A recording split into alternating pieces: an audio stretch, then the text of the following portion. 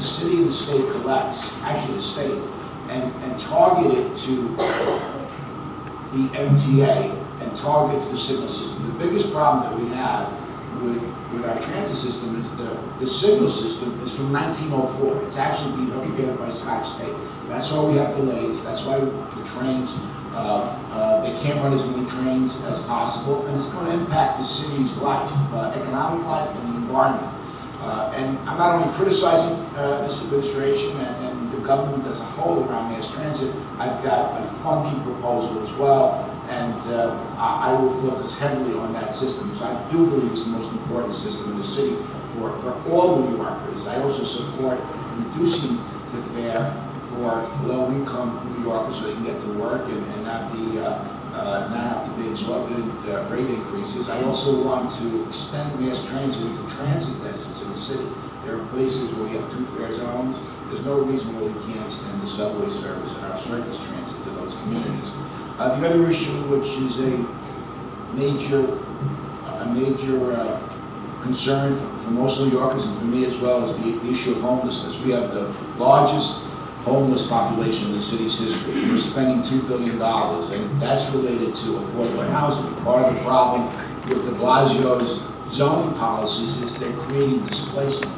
Many neighborhoods around the city where speculators are moving in ahead of the zoning policies, property values are skyrocketing, people who've lived there all their lives can't afford it. I've got a proposal to build true affordable housing, which I'll be happy to discuss later on in the forum. And of course, the other issue, which has been a burning issue with me over the years, is political corruption. When I was a council member, I championed political reform, and I've got a number of proposals to really increase participation in democracy. We have a pay-to-play system. The mayor's been under 8 investigations, and basically the message in New York City is if you have a lot of money, you can buy access to government. If you're an average citizen, you can't do that. I've got a proposal that I want to talk about later on called democracy vouchers, which would revamp the whole system, enhance democracy, and eliminate pay-to-play and bundling by people who do business with the city. I look forward to discussing that with you later on in the event. Thank you for listening. It's great to be here. Thank you, Sal.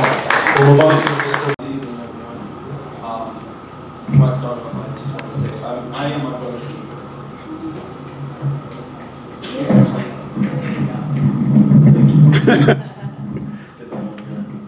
Can you hear me now? Yeah. Thank you, everyone, for coming. I want to start off by saying I am my brother's keeper, and I'd like for everyone to take a second to understand what that means to you individually. We have problems in New York, right? And what I firmly believe is that we can sit here and talk about our problems, in which we know we live in New York.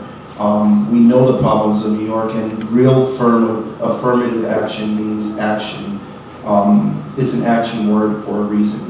We can't talk about it. I'm not here to pull heartstrings at what you feel or what you believe is our problems. Real solutions come with real answers.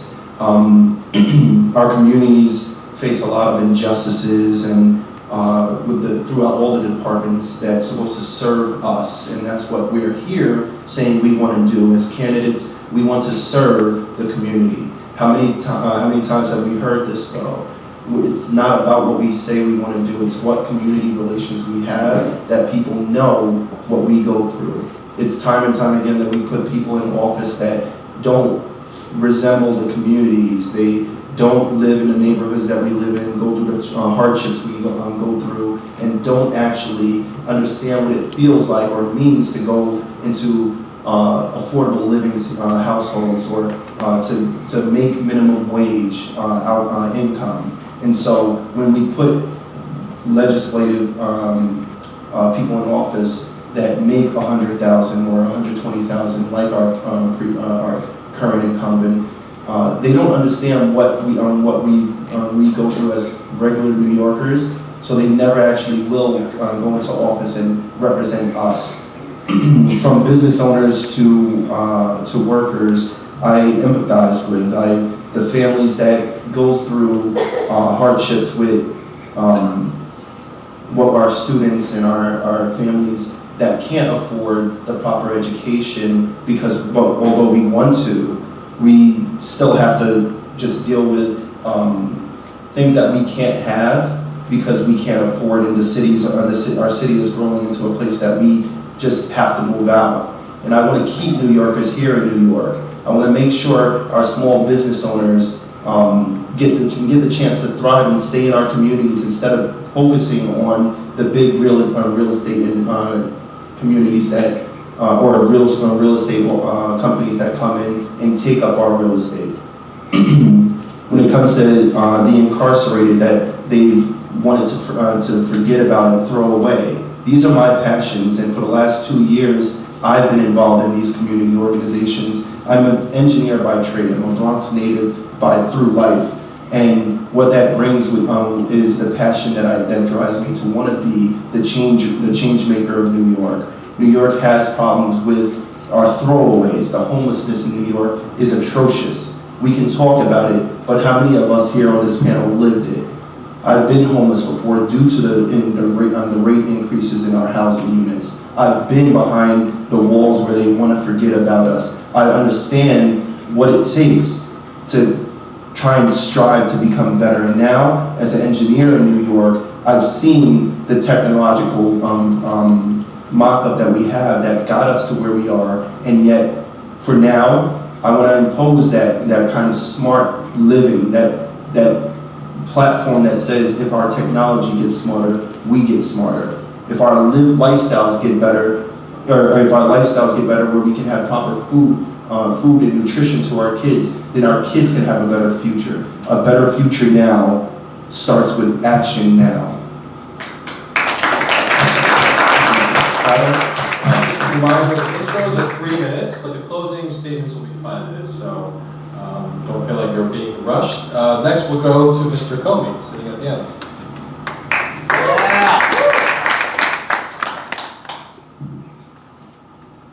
How many people know the one thing it takes to make everyone happy?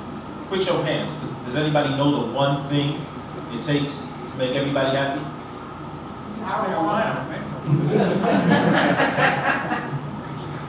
Fact is, you can tell right now from the answers, there's not one thing. There's different answers. Yes. There's not just one thing that it takes to make everybody happy. And New Yorkers are struggling to find happiness right now. That's why I'm running.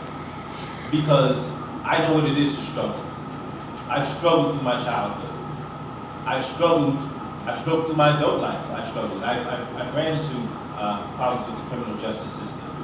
And I know that struggle is essential to making a solution. There's so many people in New York that are struggling, and I have ideas. I want to tackle these areas to help people find solutions so that they can stop struggling.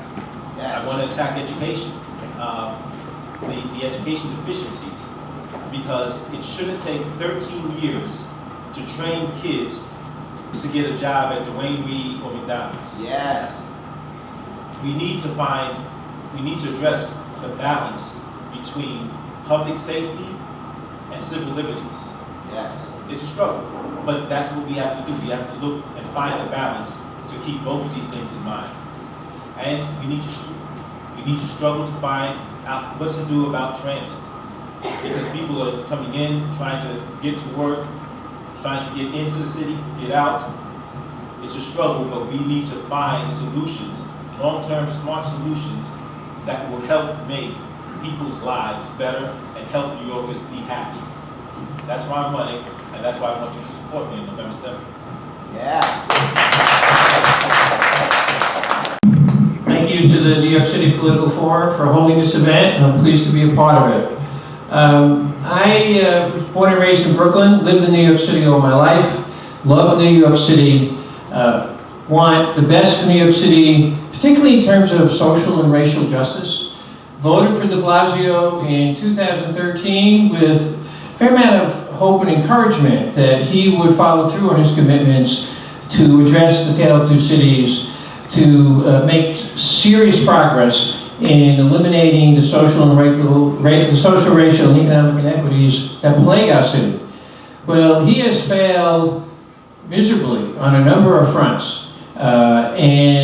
It's for that reason, the enormous disappointment in de Blasio and a desire to move forward with New Yorkers across the racial and class spectrum to create a city that is safe, affordable, livable, and just for all New Yorkers. So we have a grand vision, my campaign has a grand vision for the kind of city this should be, and we have very specific proposals for reaching that vision, for achieving that vision. So in policing, we will, on day one, direct the NYPD to end broken windows policing, driven by a quota system. Broken windows policing targets low-income people of color every day who engage in minor infractions, and sometimes the cops targeting people through false arrests and bogus summonses. Again, focusing on minor infractions that have been virtually decriminalized in white communities. It is a blatantly racist police tactic that inflicts harm and hardship on New Yorkers of color, particularly low-income New Yorkers of color, every day. Regarding affordable housing, de Blasio's plan is not providing true affordable housing. It is entirely independent on profit-making real estate developers to provide affordable housing. It provides incentives for them and additional monies for them. They are not the route to achieve affordable housing because their main purpose is to, and this is not a knock on them, the main reason for being on the planet is to make a profit. Our affordable housing plan will rely entirely on neighborhood housing groups who work in particular areas whose purpose for being is to provide housing and services for the low-income people in their communities. Regarding public education, we have learned, it's not hard to learn because there's so much research about it, and it also makes common sense, that the one factor that will improve academic outcomes for all children across race and class lines is small classes. So we make a pledge that the way we will go after in a determined activist fashion for improving public education for all the 1.1 million children who go to our public schools is to promote small classes. I see I'm out of time. I have other issues and other initiatives to talk about, and hopefully later on during this discussion I'll be able to. Thank you very much. Okay, thank you, Mr. Ranji. Now we'll move to Mr. Calkin. So my name is Mike Tolkien, and I'm running as a Democrat in Tuesday's election. And I'm running because we face massive challenges, unprecedented challenges, and we need big ideas. We need fresh new approaches, new ways of doing things within government. But before I get into my plans and why, specifically I'm running, I just want to take a moment to thank my colleagues up here. Being on the campaign trail for about 9 months now, I've gotten to know most of them decently well, and every person on this stage has integrity, a moral constitution that I would say is consistent with my own, knows right from wrong, which unfortunately is something that you have to say these days when you're running for office, and have great ideas. And we're all on the same team here. Yes, we're all running for the same role, but the reality is we're all here to make New York City a better place. And it's unfortunate that our mayor is not engaged in the process, because that's precisely what we need, engagement. If you have people that have amazing ideas for how to fix our mass transit system, or for how to address our challenges with community policing, or who want to close Rikers, or who have great ideas to integrate technology into our infrastructure to make it work more efficiently and more cost effectively, you should be bringing those ideas into government before you're out of office in November. So with that said, not only do I want to thank them, but they've been an inspiration for me personally, and I'm really grateful to be here and be able to talk about our ideas. In terms of my top priority, it's the economy, and it sort of touches on everything. When we talk about the economy, we need to be creating new jobs today. Over half the jobs that exist today are going away within the next 5 to 10 years due to automation and e-commerce and other technology-based solutions that are eating up our jobs. So we have to be investing in new economic ecosystems, in new grants for our creatives, so that we can continue to be a cultural beacon for the country. We need to be distributing income more fairly. It is a disgrace that we have 60,000 people sleeping on our streets. It's a disgrace that, when I'm going through the petitioning process, I have no problem finding people to make minimum wage because they have no other way of pulling in an income. And so we have to address that head on. We need to upgrade our city services and infrastructure from our street cleaning to our mass transit system. Because in order to cultivate new economic activity, we need to have a strong mass transit system. We need to be preparing our kids through the education system for future jobs, not for the jobs of yesterday or the jobs of today. So we'll get into a lot more of those issues. I know that Thomas had mentioned there are a number of things that we're going to talk about today. But again, thank you so much for being here, for being engaged.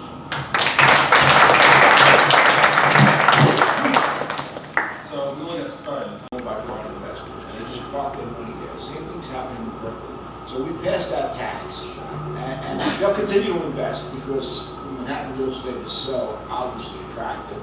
And we're going to take that money and funnel it into true affordable housing. We have 1,000 city parcels that we own, and we're going to build 100% affordable housing in those parcels with the money from the foreign investors. And we're going to build housing that people in neighborhoods could actually afford, and within those zip codes. And by the way, I would scrap immediately all of de Blasio's zoning policies that are being fought vigorously across the city, from El Barrio to Inwood to Crown Heights to Sunnyside to the North Shore of Staten Island. People are revolting. The only person who doesn't think this is a bad thing is Bill de Blasio. He thinks this is great. Oh, we're building all this affordable housing. Bottom line is, it's putting a Band-Aid over hemorrhage. His zoning policies created the problem. I've got a solution. We can build 70,000 permanently affordable units with my plan and scrap all of de Blasio's giveaways to big developers. We're going to use nonprofit developers. We're not going to use for-profit developers. Okay, so here's a follow-up question. Regarding the foreign investors tax, or the tier tax, what's the projected revenue? About $1 billion, and there's a bill in the legislature, actually sponsored by Senator Holman here in Manhattan. It would generate about $1 billion in revenue, and you can build a lot of affordable housing for that. There's also battery park city circles that can be used to be funneled into affordable housing. So there are a number of revenue streams. Here's the problem: we know how to do this. The problem is politics, right? When big developers contribute tens of thousands of dollars to Mayor de Blasio, follow the money. Just follow the money. And the rhetoric doesn't matter. About 65% of his campaign donations as of July were from real estate developers and their lobbies. So you've got to change the political system, otherwise we're going to be spinning our wheels here. And common sense solutions that help all New Yorkers simply won't be adopted because of the corrupt political system. So we have to change that, and I've got an idea to do that. That's not really the topic now, but I hope we get into political reform. Yes, that's coming up later on, but just sticking to the topic of housing. So if you're going to tax a foreign investor, but there are a lot of loopholes where LLC can be just shelled by some unknown entity. How would you Well, the federal laws are actually being amended so we can pierce those LLCs and figure out who these investors are. We do know from Financial Times that 15% of Manhattan real estate is owned by foreign developers. Where there's a will, there's a way. We can definitely get that done. I don't think it's that complicated, and I'm committed to doing it. And London just passed the pied-à-terre tax. So did Vancouver. So this is not, we're not reinventing the wheel here. Okay, thank you. Sticking to the topic of real estate and housing, I want to switch over to Mr. Beshna, who is the real estate attorney. And the question is this: what type of zoning regulation reforms or changes could be implemented to address this issue? Well, thank you for that question, because there are just so many things that the mayor has tried to change that have created a land rush environment. Basically, when the mayor took office, he put a big sign that said "for sale" on City Hall. And in order to raise money for the campaign to create universal pre-K, he started a thing called Campaign for One New York, and he started soliciting real estate developers for contributions. Real estate developers who were doing business in front of New York City. And they collectively gave him $3 million, in some cases in excess of $100,000, when the maximum that you can give to a mayor in a campaign is only under $5,000. So the first thing that he did was turn the city over to the developers. There was a proposal in the state to end the limitations on how tall buildings should be, to reduce what's called the FAR, or floor area ratio. And he supported that.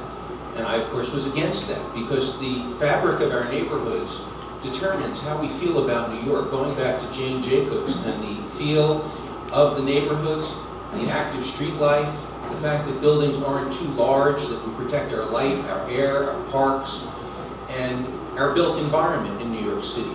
So the first thing for the zoning code is to don't make it worse by allowing even bigger buildings and by selling variances to developers to jam out-of-scale buildings into areas that they don't belong. For example, 432 Park Avenue is a big middle finger near Central Park, sticking up at the rest of New York City. And there are going to be the other 4 fingers of the hand built along 57th Street that are also going to be 1,000+ feet. So what we need to do is to make sure that we close all the loopholes in the zoning code. For example, 432 Park was built much higher than it should have been because there are voids. There are big empty areas every so often, every 5 or 10 floors, big empty areas that serve no purpose at all, except that they allow you to build taller than you would otherwise. Similarly, there are bulkheads on the roofs of buildings that block our view and create problems with our light and air that don't count for purposes of the zoning code and building code because they're not occupiable space. So we need to tighten up the loopholes. We need to not allow transferable development rights to be used across many properties in a sort of zigzag pattern to build much bigger buildings than should have been allowed. And we need to make sure that the zoning code protects the built environment that we have. In Park Slope, we downzoned the area because we wanted to make sure that no out-of-scale development was going to occur on the side streets. And we also were working for landmark preservation and to expand the landmark zones so that we don't change what makes New York, New York. Okay. And just to follow up on that, anytime when you're in a dense urban area, you're vying for limited space, so the issue of air rights comes into play. Do you have one position or another on that issue? Well, the purpose of air rights originally was to allow certain properties that maybe couldn't be built on or shouldn't be built on because they were landmarks to transfer their air rights to a neighboring property. We have gotten so far afield from that concept because what people do is cobble together a series of properties so that a property way over here is linked lightly to a property over here, and suddenly we have a big building over here. It doesn't make any sense. And the mayor's Midtown rezoning proposal, in which he tries to recapture a portion of the air rights expense for the city, is a one-shot deal that doesn't help us over time. So I think we need to cut back on the air rights transferability, and I think we need to keep zoning contextual, and the buildings need to fit into their neighborhoods. Because the other thing that happens is when we build huge luxury buildings, as Sal was just saying, we create a situation in which we create gentrification, we drive people out of the surrounding neighborhood, we create displacement, we add to homelessness, and we make New York less affordable. Okay. Sticking on the issue of housing, Mr. Comey, you're running on a libertarian ticket, so why not just have a free market solution to the housing crisis? Well, when you take a look at the rents in New York and you compare them to rents around the country, it's ridiculous how much people are being charged for rent. Yeah. And it makes no sense. The issue presently this year, under the current plan, approximately 43% of the affordable housing went to people who were low income. So that means over 50% was going to people who are middle and moderate income wage earners. This problem is far bigger than we realize, and so there's not going to be one simple solution that is magically going to provide affordable housing for everybody. It's going to be complex, and there will need to be we will need to address it at various areas. One of the One area to address is NYCHA. My plan is to basically to close NYCHA down by giving the apartments, by giving the residents, current residents in NYCHA, the opportunity to own their apartments. This will allow them the opportunity to end the cycle of poverty and to provide a future for their families. Okay, so sticking with that concept of privatizing NYCHA, so then wouldn't there be less supply of subsidized housing? How would you address that issue? Well, by allowing, that's just part of the plan. In other words, that's to allow those individuals that are currently at the lowest level of income to get out of poverty. Because right now what we see is individuals who are spending generations in public housing. That's a problem. If there shouldn't be generation after generation still in public housing, so we can address part of the problem by giving these individuals a chance to own their apartments, gain equity, sell, and then we can start addressing other areas as well. So it sounds like what you're proposing is like a first right of refusal type of an option as a tenant? Well, I want them to have the opportunity to own their apartment. All right, we'll move on to the next topic. Another crisis that we have in the city, not as glamorous as housing, but we all go through it, which is transit. We have a mass transit crisis, and let's start with Mr. Tolkien.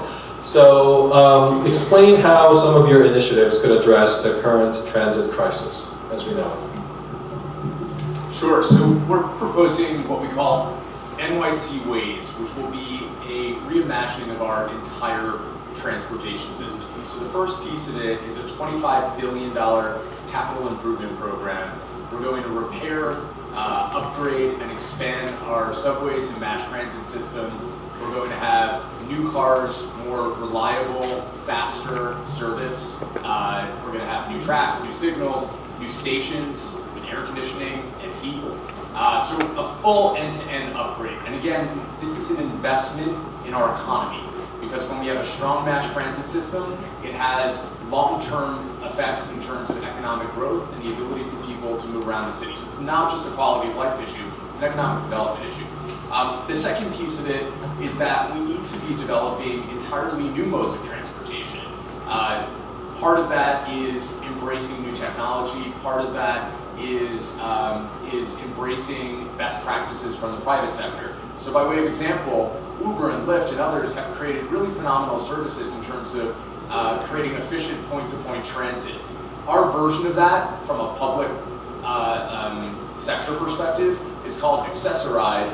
I'm sure many of you are familiar with it, and it's awful. It doesn't work well. They don't have any sort of technology or data systems. So we're going to completely abolish Accessoride, and we're going to develop our own version of Uber, which is going to be called NYC Rides, and it will be priced lower than the competition because we don't need to make a profit. We are not we're going to have a for-profit company, but again, the profit comes right back to New York City. Every dollar of profit, I know that we'll probably have the opportunity to talk about this later. One of our big initiatives is called NYC Enterprises, which are for the public good, but they're for profit. So they participate in the private sector and they compete in the private sector alongside other private sector companies, but these companies are ours. So every dollar in profit comes back to fund our mass transit system, our schools, our parks, our health programs. For the first time ever, we will have a source of funding that's not tax-based. And the reason why that's important is because I'm kind of done waiting for rich people to pay for our stuff. Like, we need the opportunity to say, we're not waiting around for somebody to be taxed or for Albany to get their act together. We're going to propose a comprehensive plan. We're going to have our own source of funding. We're going to work with the governor to transition control from Albany to New York. And we're going to finally have control over our own mass transit system. Okay, thank you. And speaking of transitioning from Albany to New York, the next question is for Mr. Ganji. You're very critical of this administration, yet when it comes to the transit issues, this mayor seems to kind of kick the can down the road, so to speak, and blame it on the governor because obviously MTA is under the purview of the state. what kind of leadership role should a mayor play in addressing the mass transit crisis that we have right now? This question for me? Yes.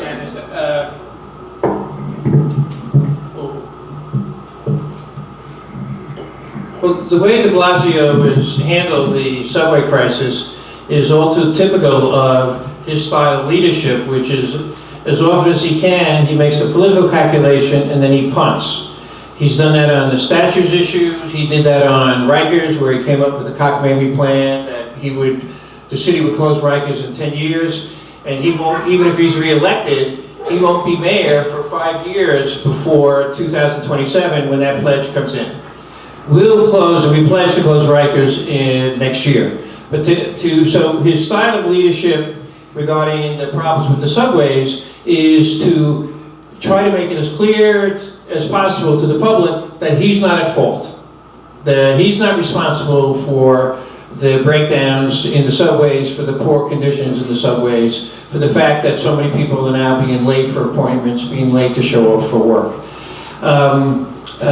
My view is, and this is the attitude I would adopt as a mayor, I am mayor of New York City. I am responsible for the subways. The subways are a critical part of the day-to-day life of New York City, so I have to step up and take responsibility for improving those services.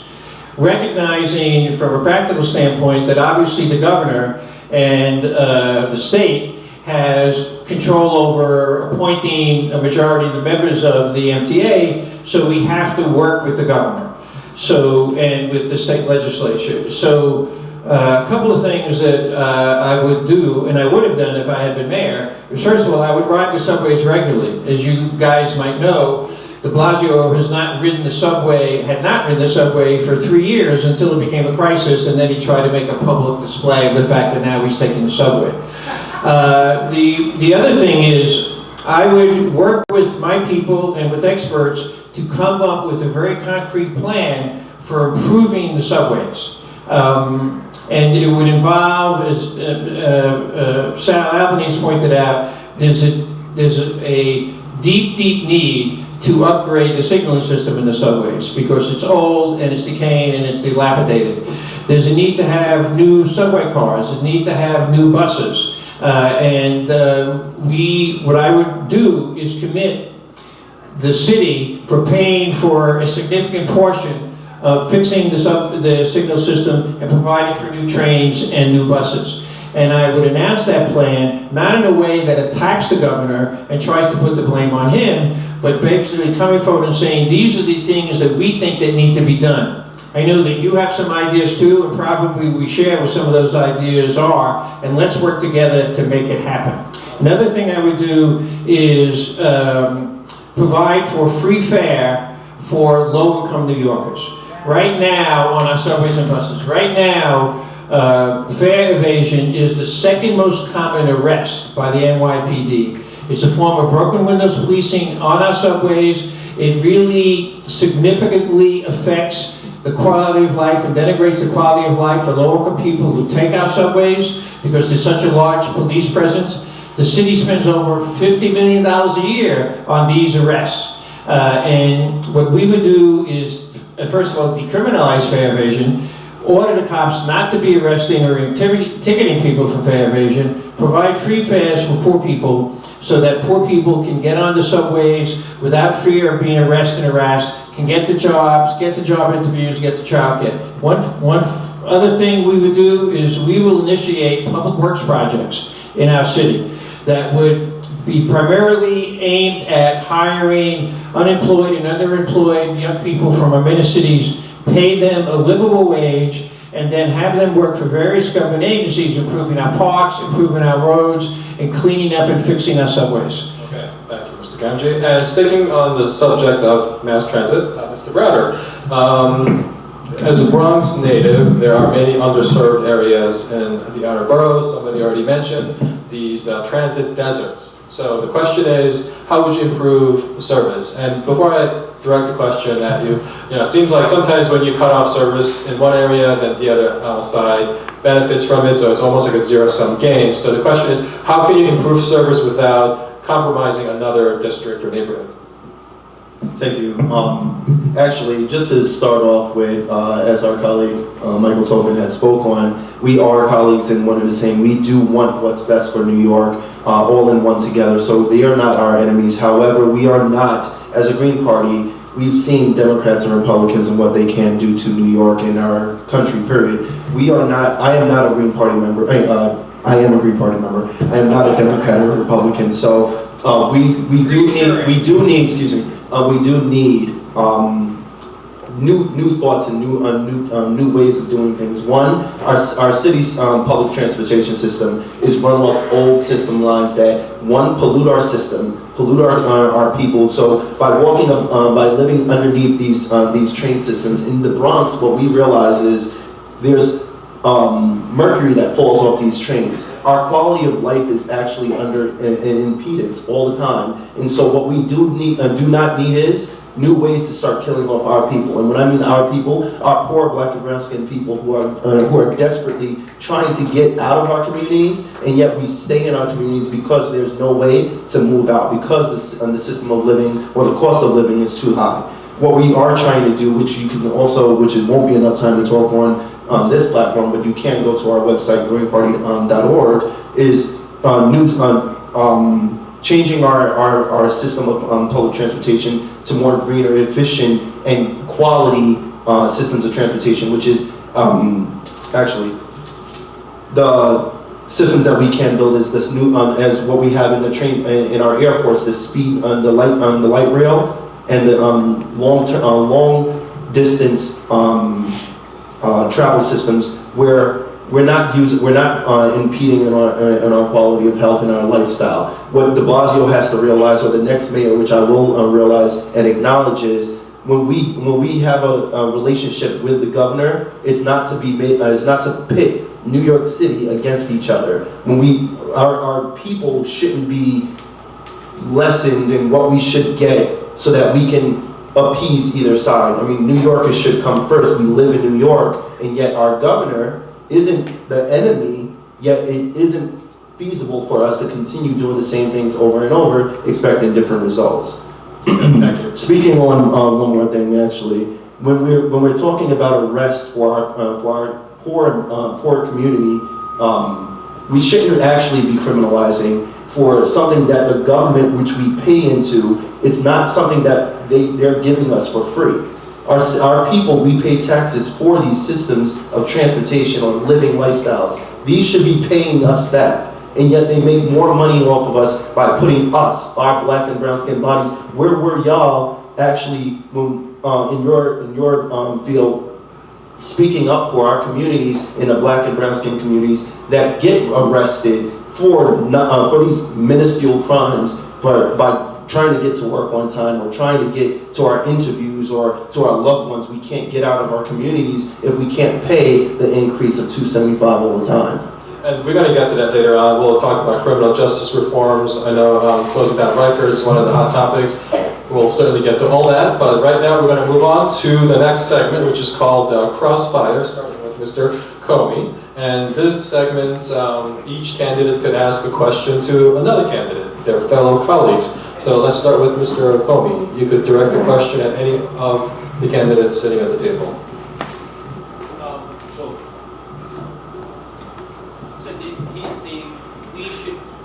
We shouldn't ask the question of all the candidates. Should be one candidate. That's correct. Yes. Well, at this point, I want to ask Mr. Browder to expound upon what he was talking about in terms of addressing, the criminal justice, and particularly in terms of what your ideas of reforming criminal justice look like. Thank you. And actually, what the Green Party is not looking to do is criminalize our people no further. On a social standpoint, our jails are meant for, one, innocent until proven guilty. That is the stance of being an American citizen in New York, innocent until proven guilty. So what we're looking to do is, one, that like Ganji said, shutting down Rikers shouldn't take, first of all, numerous years, 10 years to shut down. What I came out with back in the summer this year. It was a 3-year plan, which we could do in 3 months. But realistically, shutting down Rikers Island is one jail. It's not every jail. Shutting down Rikers does not commit to helping out New York City when we're paying over $250,000 per person in these systems. And then on top of that, opening up new jails isn't an alternative to correcting the issue. Correcting the issue, which we have the name corrections, really comes when you start to look at one, reevaluating the people that are in Rikers or in any of these facilities. Rikers has a population of 68% of the population are mentally ill, or at least deemed mentally ill. We have facilities that are not even at 17% at full or 17% capacity. That means there's a lot of room for people to go there to get the proper help they need, so that they can be corrected in their behaviors. So that's 68%. We have another 20% of the population that then are criminalized for minimal crimes, and it's not even, it's most of the time it's violations, open canisters, hopping to train stations, stuff like that, sleeping in the trains, sleeping in public park. This is not something that takes someone's job or life away from, because then they go into these facilities where they end up dying or end up like my brother, who didn't need to be there in the first place with Khalif, the story of Khalif, my brother. So small crimes like that, 20% of the population should be released immediately. You're innocent until proven guilty, not the other way around, and not supposed to be coached into getting a plea bargain. The other percent of the population, where we have jails already instituted in our city, that's 12% of the population that have violent alleged crimes. That's where they can go. This is how we shut down and then start rearing the money into our communities. This money that we've been dedicating towards places like Rikers, not just Rikers alone, but places like Rikers can be eliminated if we start being transparent with our funds. I sit on New York City's Department of Finance Committee since 2015, while my brother was in jail. They cannot lie to me about where our funds go. Why do we have a surplus of over $67 million sitting for a rainy day? We need to start dedicating that money and being transparent of where our money goes. Thank you. Okay, so here's a follow-up question. By most estimations, there's approximately 8,000 to 10,000 inmates in Rikers. So if your plan calls for a 3-year drawdown. That is a lie, actually. De Blasio put out that lie so that you can think that he's been decreasing the population, and other lobbyist companies help with that lie. Actually, there's 120,000 people that circulate through Rikers Island. So the numbers are skewed because they tell you half the truth. The real truth is 120,000 people circumvent through Rikers Island. And that's whether they stay for a week, 3 weeks, a month. Why are we incarcerating that or locking up, detaining people that are innocent that many times a year, or that many people of our people affected? Okay, so if we go by your numbers or figures of 120,000 more or less. It's stated in the Department of Corrections. You can actually look. Okay, and if the drawdown is 3 years, then where would you put those former inmates? Where would they go? So, correction. They're not inmates. Inmates are entitled for people who are actually, 1, sentenced, or 2, took a plea. Second, that's what we have to do. We have to start educating our people and being transparent with even our verbiage. These people are detainees. If I lie, or if I say someone did something, if it really is something that happened, these people can be evaluated. 1, I put out the first law to give us our constitutional right to have a speedy trial. That law, since we don't have a speedy trial in New York, which is our constitutional right, this is what I will constantly fight for until our kids, our mothers, our fathers, and our parents are free from places that hold us with unlimited time. Only New York State does this. No other state. We all have a system of speedy trial. Texas State is the only state that actually has the constitutional right to have a speedy trial. What I would do with them is, 1, have enough legal defenders, whether it's Bronx defenders or Brooklyn defenders, work with these organizations so that they can finally have the enough manpower to look at each case individually before bringing it to court. But second,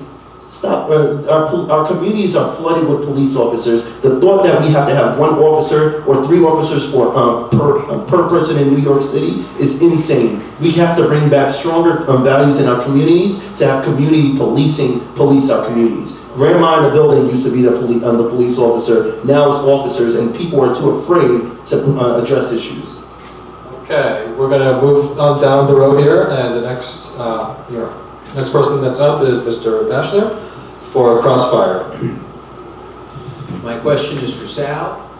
Sal, the other night, I thought I heard you say in the debate that you had some concerns about the Ferguson effect, that, and don't let me put words in your mouth, but that having greater scrutiny for the actions of police officers could inhibit policing. And so I just wanted to ask you to clarify that and ask your position on oversight of police who misbehave. Police who misbehave should be on the job. They should be fired. Professional policing is what we. I think you turned it off. Is it okay? Any police officer who misbehaves should be fired, obviously, and we want professional policing.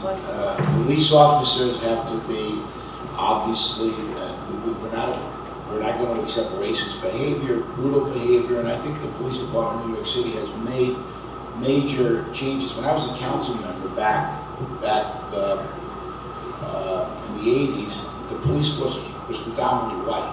Now it's majority minority, which is great. We're the majority, not minority. Sorry? Population statistics show that we're the majority, not minority.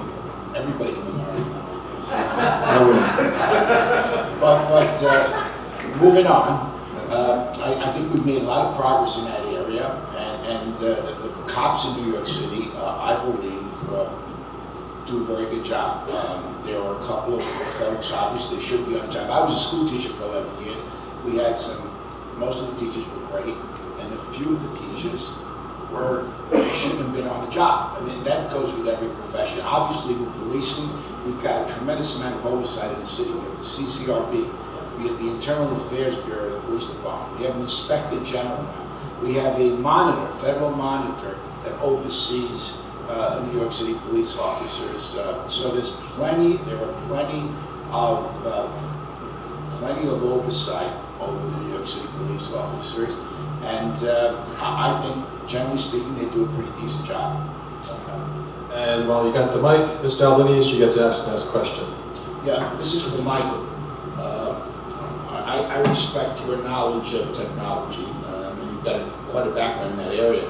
And many of our city agencies are, let's say, backward. And one of the major agencies that bothers me is the Board of Elections. It's totally archaic. There are all kinds of obstructions and to people's ability to vote, and it's political. It's not professional. And what I'd like to ask you, Michael, is with your background, how do we use technology to provide access to voters so that we can facilitate democracy? First of all, thank you for that question. We're certainly on the same page with respect to the problems that exist. I think from my perspective, and the way we approach problem solving more broadly, is to get into the weeds of the problem. What is actually wrong with the system? And rather than try to fix the existing system, which is largely broken, there are all these archaic rules, and it's sort of like a tree that just hasn't been pruned in 100 years. We're now going to design a new department and a new system from the ground up that meets the needs of today. So, by way of example, I don't think it's purely a technology approach. I think it's more of an innovation-based approach, where we're looking at what our election systems are designed to do, which is to have everyone's voice represented, and anyone who wants to stand up and run for office and serve the people, give them the opportunity to do so. Anything that gets in the way of either of those two things, we need to break apart and, again, rebuild from the ground up. using technology in certain cases to elevate the voices that have up until this point not been heard.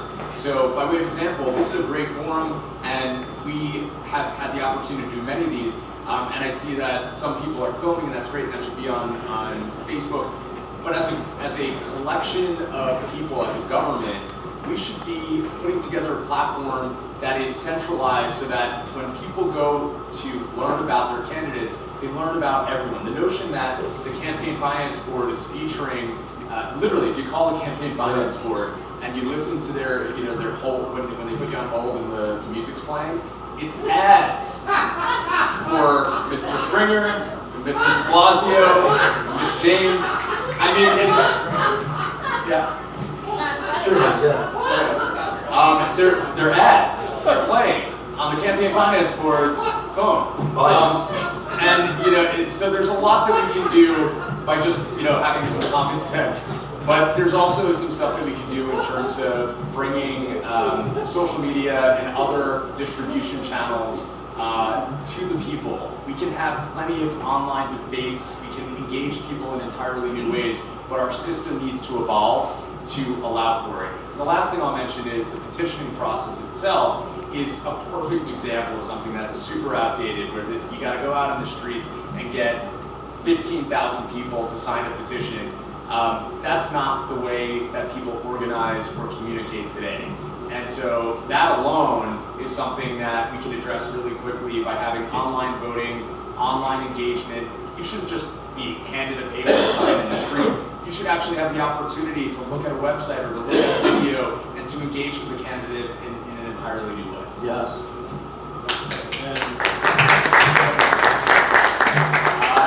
Who hasn't been asked the question? Aaron. So we face massive economic challenges sort of across the board, but with jobs going away and with so many people not well equipped for the jobs of the future, how do we get from where we are today to where we need to be 10 years from now in terms of creating jobs that are high paying, that are sustainable, and that that our people are prepared for?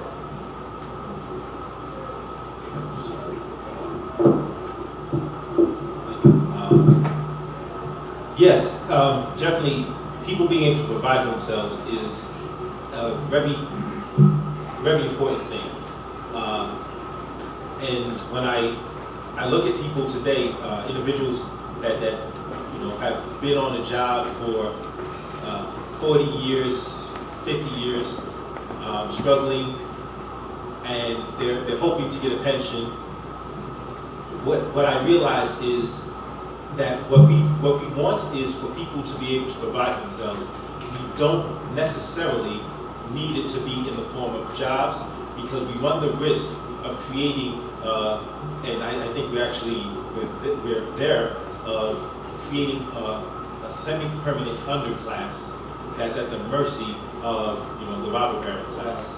So what I really want to focus on is giving people the skills, and in education, this is one of the things I want to focus on, giving kids the skills of entrepreneurship, of business management, of economics, so that they can get out and not just be workers for somebody else, but they can be employers, they can start businesses, and they can be the bosses, so that they are not at the mercy of somebody else who just hoping to survive, long enough that Social Security kicks in, or that their pensions aren't, robbed.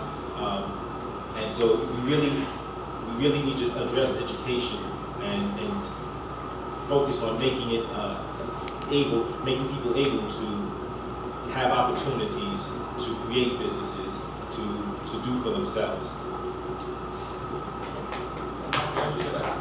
Can I ask, since I haven't been asked a question, can I ask myself a question?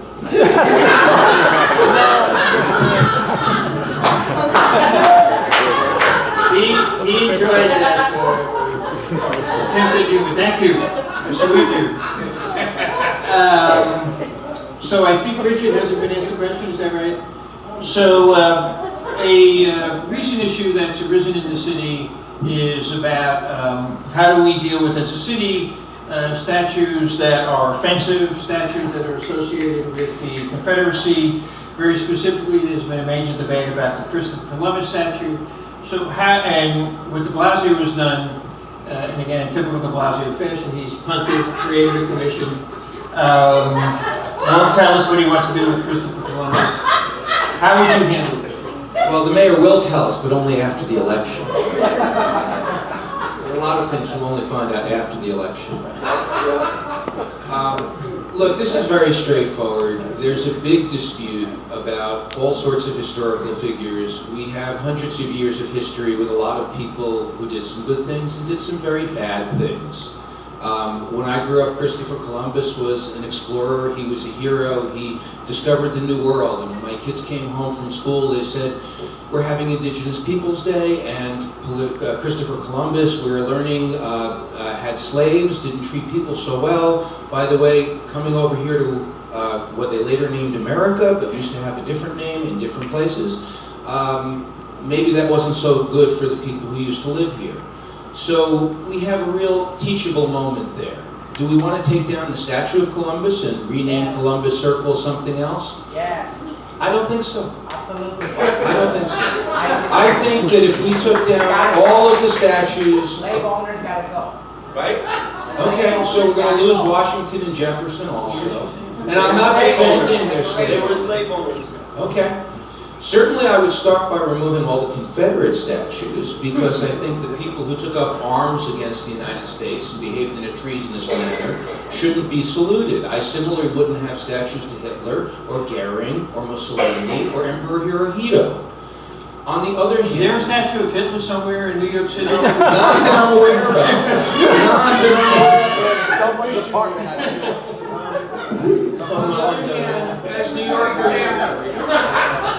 He's being theoretical. As New Yorkers, we tend to like our built environment, and when people look at Columbus Circle, they're not seeing Columbus, they're seeing there's a big statue, and they don't even know what it's about. So, actually, Sal, your running mate, David Eisenbach, I thought had a very good proposal for historical signage throughout the city to make each of these situations a teachable moment, and to let people know what the alternatives are as to how we look at those histories now in better hindsight from when they were put up. And I think also that we should be putting up more statues to people who are real heroes, who don't have those histories, and who are on the other sides of all of those issues. So I think we can do a lot to address the issue without tearing everything down. You know, there's something about erasing history that's entirely too Soviet for my taste. They erased our history. Okay, can we let Mr. Brashner finish? And we'll get to you next. Yes, no, I agree with you that they have, in fact, in many cases. And in fact, many of the Confederate soldiers weren't put up because of the love of Confederacy. It was put up as a way to put a sort of a boot on the throat of the people who had already been discriminated against and were the descendants of slaves. And I'm against that, of course. Okay, I do want to move on, but this is a classic example of how this is a citywide race, but it's an example of how national politics kind of trickles down into city politics, and New York City being what it is, being a prominent epicenter of everything, this issue is very important. I'm sure it'll resurface again after the election. Okay, we will move to Mr. Browder. Your turn to ask a question to any of the candidates. Thank you. So actually, I am extremely curious as to all of them, and I wish everyone can have a chance to answer it, but as far as the question I want to ask is to Sal Albanese. I'm curious as to what your decision after the election, since after the primary election, what your decision would be to endorsing de Blasio or not. That's an easy question. I didn't endorse him in 2013. I was one of the few Democrats in the city that predicted he'd be a terrible mayor. Of course, I was right. So after the election, I plan on winning the primary, by the way. So I'll see you in the debates. But I'm also the Reform Party candidate. There's a party that's just formed, it's a small party that's centers around political reform, campaign finance reform, lobbying reform. So I was lucky enough to be nominated for that party's mayoralty position. So I'll be running whether I win or lose the primary into November. So I have no plans. I have no plans of endorsing de Blasio because, as I said, I think he's a failed mayor. Thank you. Okay, now we're going to move on to the next segment, which is the town hall segment, where any of the audience members could ask a question to any of the candidates. There's a microphone standing right over there, so we kindly ask that one person at a time come up. If you want to form a line, that's fine. And the only other stipulation is it's got to be in the form of a question. We're not here to make a rhetorical statement or any other nuance type of statements. A direct question, and only to one candidate at a time, please. So, we'll start with Eleanor. Go ahead. Didn't know that it was going to be just for one candidate. One candidate, please. Okay, well, I will ask the candidates to choose who wishes. You have to ask a question to one candidate. That's the format. We could come back to you. Maybe Yes. we'll take the rest, and we'll go to the next person in line. Go ahead, sir.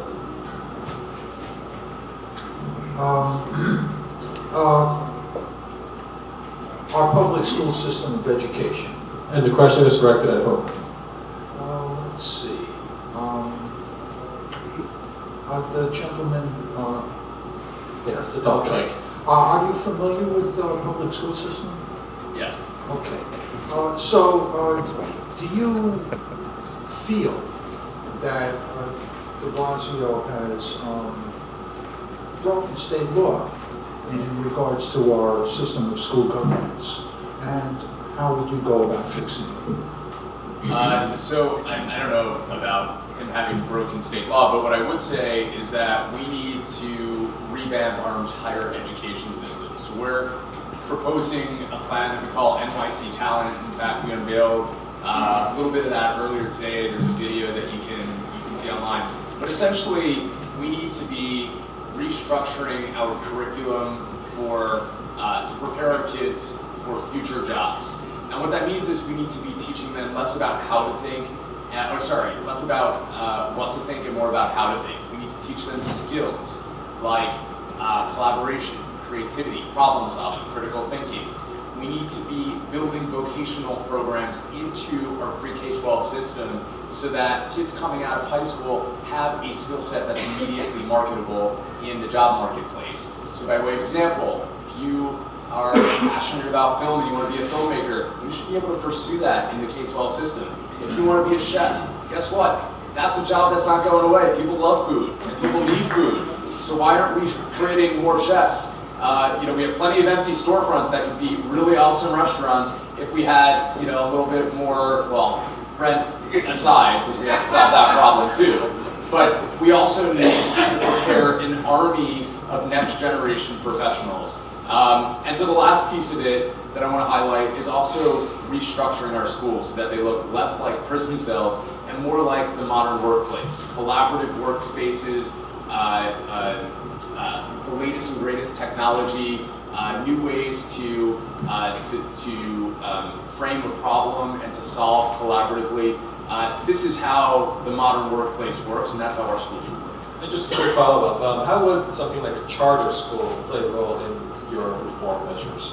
So charter schools, in theory, are really great in that they encourage experimentation and testing. The problem is that there's no comprehensive plan to identify best practices or even to experiment in any sort of coordinated or comprehensive way. And so the way to view our NYC Talent program is basically like one big charter school where every school is experimenting. Every teacher is empowered to take risks and to evolve the way they teach.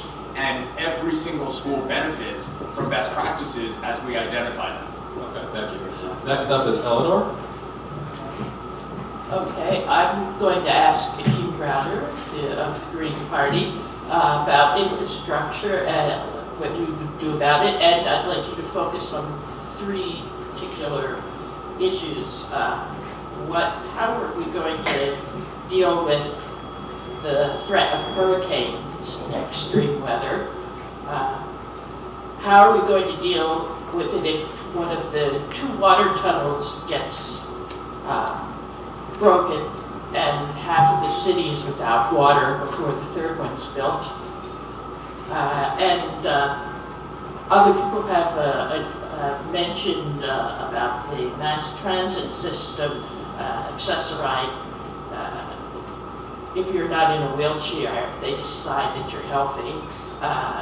The elevators are broken. Okay, let's just deal with one question at a time. So can you address the question about how to deal with natural disasters? Yes, thank you. Thank you, Eleanor. For that question in regards to hurricanes and sewers, so one, I'm gonna push this back. One, the way that we go about handling natural disasters in New York currently is by telling people to stay inside, and we scare people to buy things as far as going to Walmart and buying your week's savings away for light bulbs, toilet paper, and all that stuff. That's not actually adequate into what we're dealing with. It takes preparation. So infrastructure is planning and getting New York to a point where we can understand that one, our natural resources is to be taken advantage of, not run away from, so that we can get other things like economy. When we focus on economy and not people and not lives, then we build better with corporations. And who owns these corporations? The 1%ers. We don't have that kind of luxury to keep on jeopardizing our communities so that we can have the corporations benefit. So what I'd like to see happen is when we fix our sewer systems with those that we throw away, meaning New York has a passion of throwing away the non-wanted or the unwanted, the previously incarcerated and those that are homeless. Yet by giving jobs to everyone and making it something where Mike Tolkien is a better decision for for who we care about, New Yorkers. New Yorkers has the ability to put everyone to work. We have issues when it comes to cleaning our sewer systems, which you asked about, and yet we don't, because we can't find the luck and the resources for it. Yet we do have the resources or the financial capacity to put everyone to work for a better New York. Thank you. Now we have to move on. Not the sewer system. No, sorry, we gotta move on. There's 10 people behind you. Okay, next please. Hi, my name is Sue, and this is a question to Mr. Topin. Topin? Oh, okay. I've studied how real estate developers fund their new buildings. They fund them with huge commercial loans from commercial banks. Many of them, the too big to fail banks, such as JP Morgan Chase and Citibank. I've also studied the process of how New York's infrastructure development is funded. It's funded by huge loans from those same banks that put the city more and more in. For Sal Alton. Yeah. So I wanted to ask about what your stand is on standardized testing, especially, of course, in New York, and if you think it's a good, productive way to, You must have watched the debate the other night. No, I Thank you, David. I answered that question. I was a school teacher for 11 years. I had a bird's eye view of our public schools. I was also a public school student, and both of my daughters went to public schools. I'm not a big fan of standardized testing. I'm not a big fan of teaching to the test. Young people have to be excited about coming to school buildings. And what we've done now is we've made it a drudgery, because you have teachers teaching to the test. You have kids that have become test takers. We want them to be innovative. We want them to be thinkers, entrepreneurs, and what we're doing is we're producing good test takers. And the test can be used for diagnostic purposes to analyze what areas kids need more help in. But high stakes testing is overtaking our society and our public schools. And as mayor, I'm going to reduce reliance on the standardized testing. I call it high stakes testing. And it's going to help the teachers and the kids. Thank you. Just a quick follow-up. Which subject did you teach when you were a school teacher? Well, I actually taught a number of subjects. Really, I taught. I worked for 5 years in a junior high school where we had kids who were not able to function in the mainstream. So there were 2 of us, 2 teachers, and 3 paraprofessionals, and we taught them math, English, science. This is before special education, and many junior high schools had academy classes, and I was one of the teachers. But my license was in health and physical education. I coached high school gymnastics for 5 years in high school, and I also was on special assignment for 5 years in a junior high school. And we had serious gang and drug problems in the city in the 80s, in the 70s actually. And I worked with youth gangs, I worked with kids who were experimenting with drugs. So I did a number of things within the public school system, which gives me a real broad overview of the system. So when I become mayor, I'll actually know what I'm talking about. Okay, next question, please. Hi. I'm not sure who to ask this to. I'm a member of the Green Party, so I won't really want to ask the key questions, but I think it would make more sense to ask, and I don't know your name. Richard Bashner. Richard Bashner. Are you a Democrat? I am. Okay, so most of the people on this panel are Democrats. I want to ask you, you had said earlier that everyone on this panel is a really good person and has good ideas, and I agree with that. You all are. But I think you're all in the wrong party. And the problem is that I want to ask you, do you really think in this day and age that the Democratic Party or the Republican Party, that it's so corrupt from start to finish? It's a pay-to-play system, and even if you start out as good as you all are, you will not end up good when you become a Democrat and you live in that system, because that system eats good people up. And that's why I think you all should leave the Democratic Party and come into the Green Party. Or the Libertarian Party. And so really my question is, how do you plan to stay honest in a corrupt system, in a corrupt party, in a corrupt country? Yeah. Thank you. I really love that question. What you're saying is, how does anyone who's interested in changing the world not lose their soul, right? In the Democratic In the Democratic Party, or the Republican Party for that matter. I spent a lot of time in my introductory remarks not talking about policy, but talking about who I am and where I come from. And what I'd like to tell you is, if you know where you came from, and you know why you're in it, then there's not a question. I don't owe anything to anybody. Before I entered this race on May 15th, I had never taken a political contribution of any kind. I had made limited political contributions to people who I thought were going to change the world for the better, like Barack Obama. And you may not be a fan, but I am, and I'll stick with that, especially given the contrast with our current president. In terms of the Green Party, I'm as green as it gets, I have to tell you, because I'm one of the few people who's actually talking about a carbon tax on residential and commercial buildings and putting the money back into mass transit, because we have an ecological disaster that's on a rolling basis right now with Hurricane Harvey, Hurricane Irma, and I don't know what the next few letters in the alphabet are, but I'm not looking forward to them. And we know from Hurricane Sandy, which was a much smaller storm with the storm surges, that we're in for a rough future.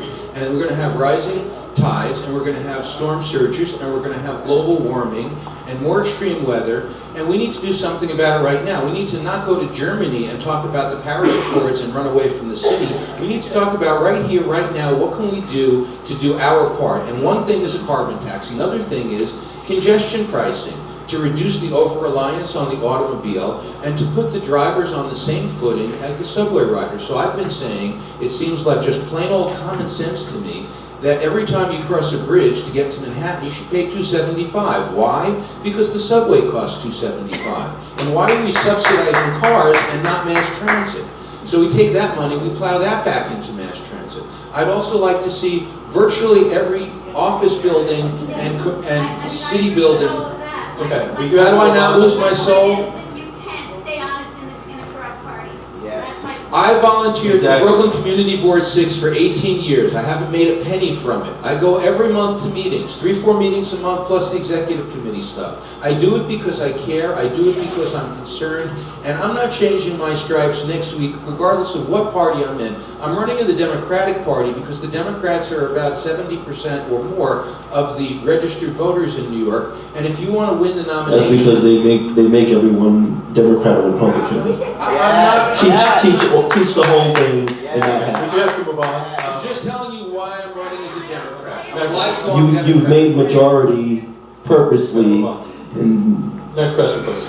My name is Jack Goldman. I'm from Manhattan. I like to say I'm a former everything, including a teacher in the public school system. I know about the public school system. I protested the transit system. I protested the We housing. have to get to the question, please. And they're all a mess. And I will get to the question. And it's related to what I'm saying. And my question is for Mr. Browder. As has just been said, everyone here believes, everyone on the platform believes in social justice. Everyone says that they believe in ecological sustainability. And the Greens also say they believe in social justice and ecological sustainability. So what, in your opinion, Mr. Browder, is the paradigm change that distinguishes the Green Party from the Democrats on those issues? thank you for asking that. And that helps us get to the point of what a Green Party stands for and what our politics are as a Green Party. As in my candidacy, our team and the Green Party is in need, New York is in need of a change, and that change does come from one ecological difference where we're not just taking on the same thing, which is looking forward to another 4 years of mass transit, taking advantage of our kids and basically of all our community members, and then the government advancing on that by putting them in jail for doing small crimes. What I'm looking to do in our school system is bring back parenting to the community involvement in our schools. Our school districts need to have more. In our community boards, we need more of the CPLs, the community parenting boards that is taken out of our communities or taken out of the school system, so that the communities don't have a hand in what our kids are learning or how our kids are getting the proper education that's necessary. Also, when it comes to the homeless shelters, we've suffered in 2015, although de Blasio was set on track to add new development for homeless shelters, which is not a good thing because we're not looking to make permanent housing out of temporary housing, and yet he stopped that as well, which I want to make sure no one has to live on the streets, or also no one has to live in temporary housing for long term.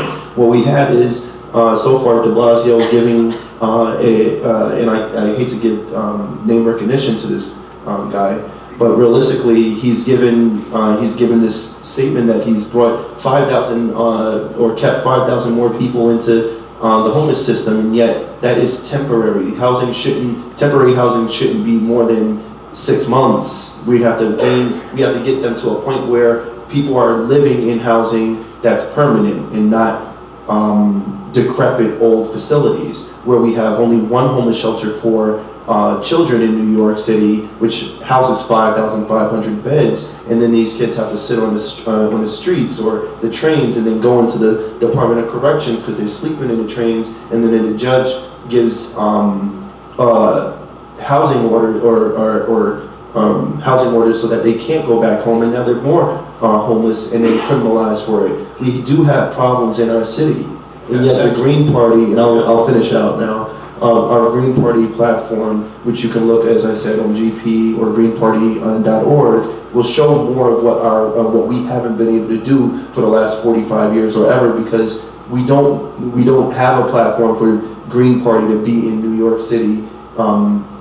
We have only kids and people growing up knowing democracy and thinking Democrats stand for democracy. Everyone stands for democracy, or what the theory is. It's time to have a difference and have Green Party show what that means. Okay, next question, please. And we're in the final home stretch, so please direct your questions quickly. I'm not here to shut anyone down, but there's a... My question is directed towards Mr. Bachelor. From 1847 until 1976, the City University of New York, the public college system for New York City, was free.